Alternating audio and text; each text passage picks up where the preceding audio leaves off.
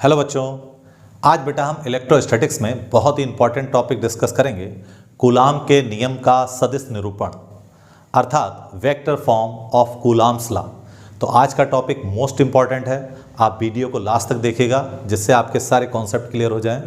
और आज के टॉपिक के hand written notes PDF form में डिस्क्रिप्शन में दिए हैं, वहाँ से आप इसको डाउनलोड कर सकते हैं। तो कूलाम के नियम का सदिश निरूपण करने के लिए हमें पता होना चाहिए कि कूलाम का नियम क्या है। तो फ्रांस के एक वैज्ञानिक थे कूलाम। उन्होंने किन्हीं दो स्थिर बिंदु आवेशों के मध्य लगने वाले वैद्युत बल संबंधी एक नियम दिया है जिसे हम कूलाम का नियम कहते हैं।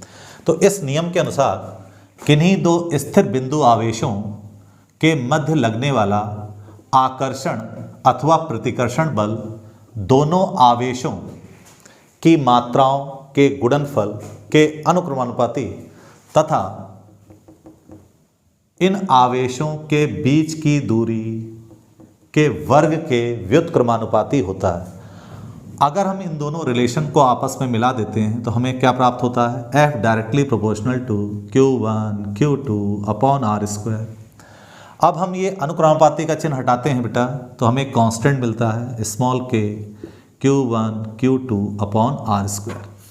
यहाँ पर स्मॉल k क्या है? एक समानुपाती नियतांक है। इसका मान इन दोनों आवेशों के बीच के माध्यम पर निर्भर करता है। अगर दोनों आवेशों के बीच माध्यम वायु है तो इस कांस्टेंट k की वैल्यू आती है 1/4 पाई एप्सिलॉन नॉट। इसको आपको ध्यान रखना होगा। कांस्टेंट k की वैल्यू आती है 1/4 pi epsilon not Q1 Q2 upon R square. तो ये हमें एक कूलाम के नियम का अदिश स्वरूप प्राप्त हो गया। इसके द्वारा हम बल के परिमाण को तो व्यक्त कर सकते हैं लेकिन डायरेक्शन यानी दिशा को व्यक्त नहीं कर सकते। अब इसमें डायरेक्शन को शो करने के लिए हमें एक एकांक सदिश यानी एक यूनिट वेक्टर लेना होगा। तो इसको हम वेक्टर फॉर्म में इस तरह से लिख सकते हैं या सदिश रूप में इस तरह से लिख सकते हैं। Vector F equals to K Q1 Q2 upon R square. अब इसकी दिशा में हमें बेटा एक एकांक सदिश लेना है। तो एकांक सदिश को हम R कैप, इसको यूनिट वेक्टर भी कहा जाता है, तो इस तरह से व्यक्त करते हैं। तो किसी वेक्टर की दिशा को व्यक्त करने के लिए उसकी दिशा में जो हम एकांक सदिश लिया जाता है। अब इसको हम कैसे डिफाइन कर सकते हैं? कोई एक ऐसा वेक्टर जिसका परिमाण 1 होता है उसे हम यूनिट वेक्टर या एकांक सदिश कहते हैं। इसका यूज़ हम किसी वेक्टर के डायरेक्शन को शो करने के लिए करते हैं। अब इसको हम कैसे प्राप्त कर सकते हैं? किसी वेक्टर का एकांक सदिश प्राप्त करने के लिए अगर हम उस वेक्टर में उसके परिमाण से भाग करते हैं, उस वेक्टर में उसके परिमाण से भाग करते हैं तो हमें उस वेक्टर का एकांक सदिश प्राप्त हो जाता है। इसको हम ऐसा भी लिख सकते हैं वेक्टर R अपॉन R। तो ये इंपॉर्टेंट रिलेशन है, इसको ध्यान रखिएगा, आगे डेरिवेशन में इसका हम यूज़ करेंगे। ठीक है। तो कूलाम के नियम का सदिश निरूपण का डेरिवेशन करने के लिए हमें कुछ और स्टेप्स की ज़रूरत होगी। उनको हम स्टेप बाय समझते हैं एक एक करके ध्यान से। तो अगर मान लीजिए हमारे पास कोई दो आवेश हैं Q1 और Q2। हमारे पास कोई दो आवेश हैं Q1 और Q2। इसको बहुत ध्यान सुनिएगा बेटा। ये कोई दो आवेश हैं, एक आवेश है Q2 और यहाँ पर कोई आवेश है Q1। तो दोनों ही आवेश एक दूसरे पर बल आरोपित करेंगे। यहाँ पे पैटर्न को समझिएगा किस तरह से इसके हम नेमिंग करते हैं।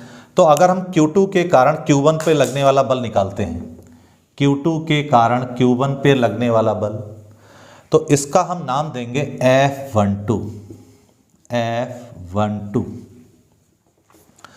जिस पर बल लगता है वो पहले आता है, जो बल लगाएगा वो बाद में आएगा। इस पैटर्न को समझ लीजिए। Q2 के कारण Q1 पे लगने वाले बल को हम कहेंगे F12। अब इसकी डायरेक्शन को शो करने के लिए इसकी दिशा में हमें एक एकांक सदिश लेना होगा। तो एकांक सदिश लेते हैं इस बल की दिशा में। तो इसका नाम हम किस तरह से देते हैं बेटा?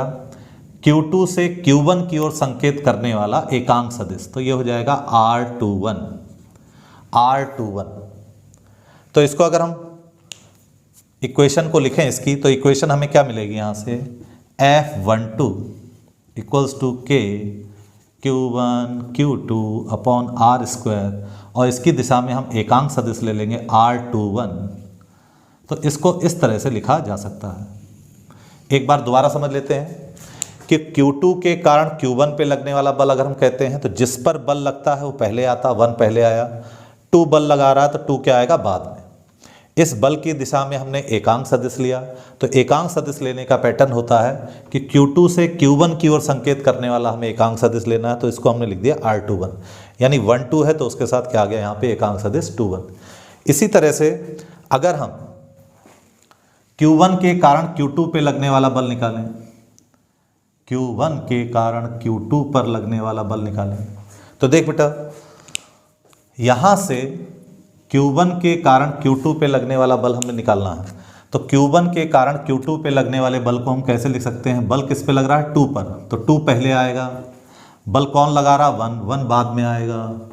अब इसकी दिशा में हमें एकांक सदिश लेना है, तो इसकी दिशा में हम एकांक सदिश ले लेते हैं।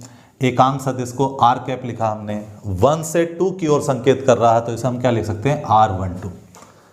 तो इसका सदिश रूप अगर हम लिखते हैं समीकरण के रूप में, तो यहाँ से हमें क्या मिलेगा बेटा? F21 equals to K Q1 Q2 upon R square. एकांक सदिश ले लेते हैं तो R12, इसका यूज़ हम डेरिवेशन में करेंगे। तो यहाँ से आपने देखा जब हमने F21 लिया तो इसके साथ एकांक सदिश R12 लिया, जब हमने F12 लिया तो इसके साथ एकांक सदिश के ले लिया हमने 21। क्लियर है? अच्छा जी, इसमें लास्ट स्टेप समझते हैं, इसके बाद हम इसके डेरिवेशन को करेंगे। लास्ट स्टेप है, अगर हम मूल बिंदु O से कोई 2 वेक्टर खींचते हैं, ये वेक्टर R1 है और ये वेक्टर R2 है, और अगर हम किसी तीसरे वेक्टर द्वारा इनके हेड को मिला देते हैं, यानी इन दोनों वेक्टरों के शीर्षों को किसी तीसरे वेक्टर द्वारा मिला देते हैं, तो ये विस्थापन सदिश कहलाता है, डिस्प्लेसमेंट वेक्टर होता है। ये इन दोनों वेक्टरों के अंतर के बराबर होता है, यानी अगर हम इसे वेक्टर R का नाम देंगे तो ये हो जाएगा vector R1 minus vector R2। यहाँ पर इसका एरो R1 की तरफ है, फाइनल वेक्टर R1 है तो हमने R1 माइनस R2 किया। अगर हम इसका एरो R2 की तरफ करेंगे तो ये हो जाएगा R2 माइनस R1, यानी इस तरह से लिख सकते हैं इसको हम, वेक्टर R2 वेक्टर R1, इसका एरो बेटा हमने कर दिया R2 की तरफ, तो वेक्टर R को हम लिख सकते हैं vector R2 minus vector R1। तो ये बेसिक बातें थी कूलाम के नियम के सदिश निरूपण का डेरिवेशन करने के लिए। अब इसको आप अच्छे से समझ गए होंगे। अब हम डिटेल से इसका डेरिवेशन समझते हैं। कूलाम के नियम का सदिश निरूपण का निगमन प्राप्त करने के लिए हमने मान लेते हैं कि Q1 और Q2 दो स्थिर बिंदु आवेश हैं। आवेश Q1 का मूल बिंदु O के सापेक्ष स्थिति सदिश यानी पोजीशन वेक्टर वेक्टर R1 है, और आवेश Q2 का मूल बिंदु O के सापेक्ष स्थिति वेक्टर या स्थिति सदिश वेक्टर R2 है। आवेश Q1 Q2 पर बल लगाएगा और Q2 जो है आवेश Q1 पर बल लगाएगा, और ये दोनों ही बल इन दोनों आवेशों को मिलाने वाली रेखा की दिशा में होते हैं। ऐसा हमने कूलाम के नियम में पढ़ा था। तो Q2 के कारण Q1 पे लगने वाला बल क्या होगा बेटा? F12। Q2 Q1 पर बल लगा रहा है तो 1 पहले आएगा, 2 बाद में आएगा, F12। इसी प्रकार Q1 के कारण Q2 पर लगने वाला बल, तो इसको हम लिख सकते हैं F21 वेक्टर F21। अब इसकी इक्वेशन हम प्राप्त कर लेते हैं। यहाँ से अगर हम F12 की वैल्यू निकालें, आवेश Q2 के कारण Q1 पर लगने वाला बल, बहुत ध्यान सुनिएगा, तो हमारे पास कांस्टेंट होता था K Q1 Q2 upon R square, और इस बल की दिशा में हम एकांक सदिश लेते थे। यहाँ 1 2 आता था तो यहाँ कितना आता था बेटा? R21। ये हमने एकांक सदिश ले लिया। इसी का परिमाण हम यहाँ पर ले रहे हैं तो इसको भी हम R21 लिख सकते हैं। इसको ध्यान सुन लीजिएगा, एकांक सदिश है R21, तो इसका परिमाण हम यहाँ पे ले रहे हैं, मैग्नीट्यूड ले रहे हैं, तो R स्क्वायर कितना आ गया? 21। अब इसकी वैल्यू हम फाइंड आउट कर लेते हैं। हमें एक रिलेशन पता था कि अगर हम एकांक सदिश हमें ज्ञात करना हो तो किसी वेक्टर में उसके परिमाण से डिवाइड करने पर हमें एकांक सदिश जो है प्राप्त होता है। तो यहाँ पर R21 है, तो इसको अगर हम R21 लिखें तो ये भी R21 हो जाएगा और ये भी R21 हो जाएगा। ये वैल्यू हम यहाँ पर पुट कर देते हैं तो हमें क्या मिलेगा, vector F12 equals to K Q1 Q2, इसकी वैल्यू हम पुट कर रहे हैं। यहाँ पे हमारे पास है R21 स्क्वायर, इसकी वैल्यू बेटा पुट कर रहे हैं यहाँ पे, तो यहाँ से आ जाएगा वेक्टर R21 अपॉन R21। यहाँ पे ये स्क्वायर है, यहाँ इसकी पावर 1 है तो क्यूब हो जाएगा। तो यहाँ से आ जाएगा F12 equals to K Q1 Q2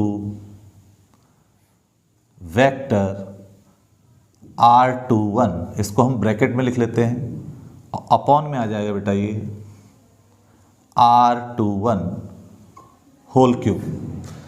ये पावर इसकी 2 है, इसकी पावर 1 है, तो यहाँ कितना हो जाएगा क्यूब।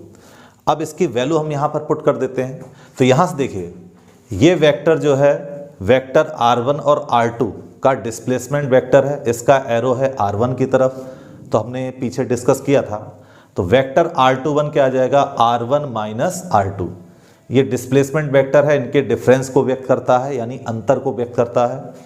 तो यहाँ से हम इसको लिख सकते हैं बेटा F12 equals to K Q1 Q2। इस वेक्टर R21 की जगह हम लिख सकते हैं vector R1 minus vector R2। ये क्या है, इसी वेक्टर का परिमाण है, तो परिमाण के लिए हम मॉड का प्रयोग करते हैं। तो ये हो जाएगा vector R1 minus vector R2 और यहाँ पर हमने इसका मॉड लगा दिया होल पावर क्यूब। तो ये जो है कूलाम के नियम के स्थिति सदिश रूप को व्यक्त करता है। इक्वेशन हमारे पास ये 1 आ गई।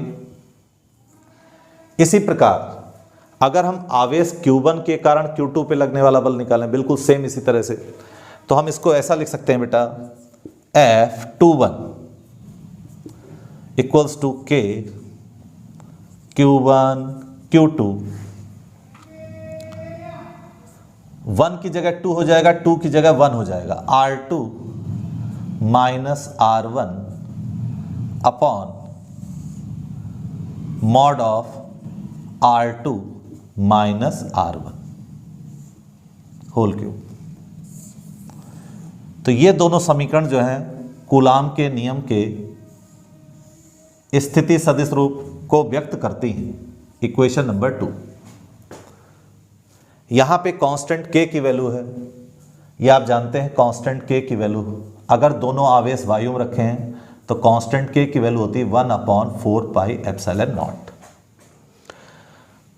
इक्वेशन 1 और 2 से स्पष्ट है कि F12 equals to minus F21।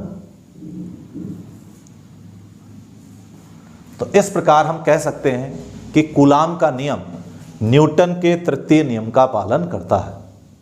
Coulomb का नियम न्यूटन के तृतीय नियम का पालन करता है और ये दोनों बल इन आवेशों को मिलाने वाली रेखा की दिशा में हैं। तो हम ऐसा कह सकते हैं कि ये जो कूलाम का बल है ये एक सेंट्रल फोर्स है, यानी एक केंद्रीय बल है। तो मैं आशा करता हूँ आज का वीडियो आपको अच्छे से समझ में आ गया होगा। अगर आपको कोई डाउट है तो दोबारा वीडियो को आप देख सकते हैं। तो मिलते हैं नेक्स्ट वीडियो में, तब तक के लिए गुड बाय, टेक केयर।